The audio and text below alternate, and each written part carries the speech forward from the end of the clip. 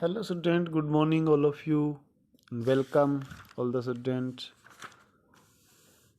Student 8th class का first lesson जियो का resources हम पढ़ रहे थे।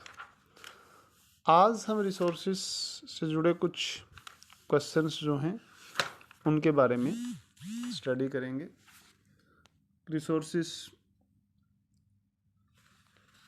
के टाइप्स क्या हैं, रिसोर्सेस के कंजर्वेशन कैसे किया जा सकता है, कौन कौन से तरीके हैं कंजर्वेशन के। तो उससे पहले हम कुछ एक मल्टीपल चॉइस क्वेश्चंस देखेंगे जो हमारे लेसन के हैं एक्सरसाइज में, उनके बारे में हम पढ़ेंगे। फर्स्ट क्वेश्चन आपका है, which of the following is not associate with the natural resources. नीचे 4 ऑप्शन दिए गए हैं, इनमें से ये बताना है कि कौन सा आपका नेचुरल रिसोर्सेज नहीं है। और इसका आंसर आपका सी अर्थक्वेक आएगा, क्योंकि बाकी के जो रिसोर्सेज दिए गए हैं वो नेचुरल रिसोर्सेज से एसोसिएट हैं, जुड़े हुए हैं। जैसे वैल्यू का मतलब मूल्य, संसाधनों का मूल्य होता है। यूटिलिटी, संसाधनों की उपयोगिता होती है, यूटिलिटी भी होती है, इसका मतलब they are connected with the resources. But earthquake is not a resources और associate with the resources, not associate. किसी भी कीमत पर अर्थक्वेक जो है वो संसाधन नहीं हो सकता, अर्थक्वेक डिस्ट्रॉयड करता है।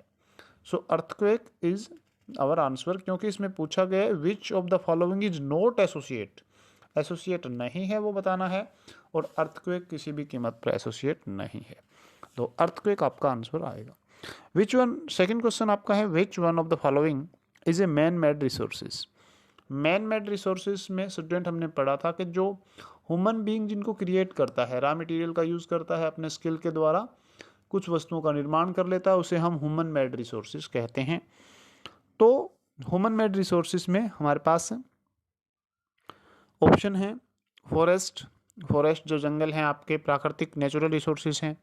पॉन्ड नेचुरल रिसोर्सेज हैं। Air is also a natural resources. And railway आपका आंसर आएगा, क्योंकि रेलवे को मैन मेड रिसोर्सेज कहा जाता है, इसको मनुष्य बना सकता है, तो railway is the right answer. Next, which one of the following is an example of an abiotic resources. Abiotic resources कौन से होते हैं, ये आपको इसकी डेफिनेशन आनी चाहिए। जो बॉयटिक और अबॉयटिक 2 प्रकार के रिसोर्सेज हमने पढ़े थे, जैविक और अजैव संसाधन, तो उनमें आपको बताना है कि कौन सा इसमें से नहीं है और इसका ऑप्शन राइट कौन सा होगा। वाटर अबॉयटिक रिसोर्सेज हैं, जैव संसाधन हैं। प्लांट पौधे भी जैव संसाधन हैं, पीपल भी जैव संसाधन हैं, तो इसलिए ऑल ऑफ दीज 4 ऑप्शन आएगा, क्योंकि तीनों ही रिसोर्सेज हैं और तीनों को कवर करने वाला हमारे पास ऑप्शन क्या है, ऑल ऑफ दीज है, जो कि सभी के बारे में बता रहा है, तो 4th ऑप्शन इसका राइट आंसर हो जाएगा। नेक्स्ट है, the resources that are found everywhere on the earth are called. जो रिसोर्सेज सभी जगह पाए जाते हैं, एवरीवेयर ऑन द अर्थ, उनको हम क्या कहेंगे? यूबिक्विटियस रिसोर्सेज कहेंगे, क्योंकि हमने लोकल रिसोर्सेज के बारे में पढ़ा था और यूबिक्विटियस रिसोर्सेज के बारे में पढ़ा था। तो जो लोकल रिसोर्सेज है वो किसी स्थान विशेष पर ही पाए जाते हैं, यूबिक्विटियस रिसोर्सेज जो हैं वो सब जगह पाए जाते हैं। एक्चुअल रिसोर्सेज हैं जो कि एक अलग प्रकार का रिसोर्सेज है, ये आपका ऑप्शन नहीं होगा सी, और नन ऑफ दिस, क्योंकि इसमें ऑप्शन आ चुका है, तो पहला ही ऑप्शन आपका राइट आंसर हो जाएगा 4th क्वेश्चन का। First, ubiquitous resources is the resources found everywhere on the earth. Next, short answer type questions आपको करने हैं स्टूडेंट। सबसे पहले है डिफाइन रिसोर्सेज को डिफाइन करना है, तो रिसोर्सेज की डेफिनेशन इस लेसन में दी गई है। Anything that can be use to satisfy a need is a resources, तो ये इसकी डेफिनेशन होगी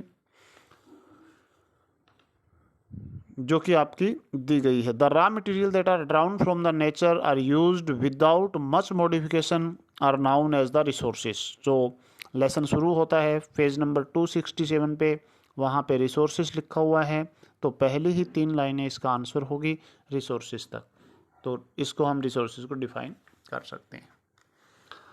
नेक्स्ट क्वेश्चन आपका, what do you know about the natural resources. उसके बाद आपको नेचुरल रिसोर्सेज के बारे में बताना है। नेचुरल रिसोर्सेज कौन से होते हैं student. Natural resources page number 268 पर आपका आंसर दिया गया है। नेचुरल रिसोर्सेज में those resources that are drawn directly from the nature and use without much modification are called the natural resources. उन रिसोर्सेज को कहा जाता है जिनको हम नेचर से, प्रकृति से प्राप्त करते हैं, उनमें कोई मॉडिफिकेशन नहीं करते, तो वो सारे नेचुरल रिसोर्सेज होते हैं। तो ये आपका 268 पेज पर आपको इसका आंसर मिल जाएगा।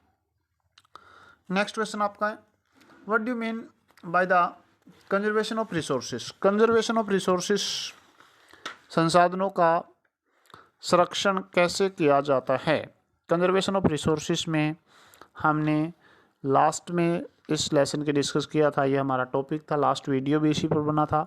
तो इसमें पेज नंबर 271 पर कंजर्वेशन ऑफ रिसोर्सेज हैं, उनके बारे में आप पढ़ सकते हैं। Conservation, what do you mean by conservation of resources. Resources conservation के बारे में आप क्या जानते हैं। तो प्रॉपर प्लानिंग करनी चाहिए, essential for the sustainable of all the forms of the resources known as the resources conservation. Judicious use करना चाहिए, तो उससे हम नेचुरल रिसोर्सेज को जुडिशियस यूज़ करेंगे तो हम उसको कह सकते हैं कि हम कंजर्वेशन ऑफ रिसोर्सेज कर रहे हैं। इसमें कंजर्वेशन ऑफ नेचुरल रिसोर्सेज 271 पर दिया गया, जैसे the conservation of natural resources refer to the careful management and control of resources so that they could be renewed और कंटिन्यू टू बी यूज। तो इसमें ये आंसर आपका इसमें आपने लिखना है। नेक्स्ट क्वेश्चन आपका स्टूडेंट है, why are human resources important. Human resources महत्वपूर्ण क्यों है। तो ह्यूमन रिसोर्सेज की जो हेडिंग है वो आपको मिलेगी एक्चुअल रिसोर्सेज के बाद।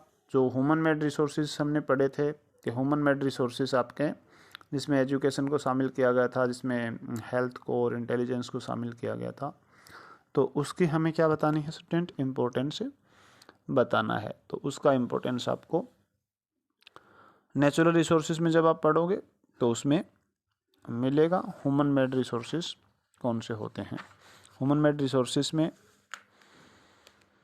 जो आपका पेज नंबर 270 है वहाँ पर ह्यूमन मेड रिसोर्सेज लिखा हुआ है, तो उसमें इसकी इम्पोर्टेंस है आप बता सकते हैं कि man made resources required high technology, skill, knowledge and intellectual of the human being change the original form of the natural resources, so they are much important for us, satisfy our needs.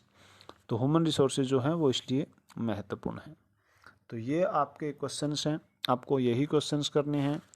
कल next video में हम कुछ और questions के बारे में discuss करेंगे।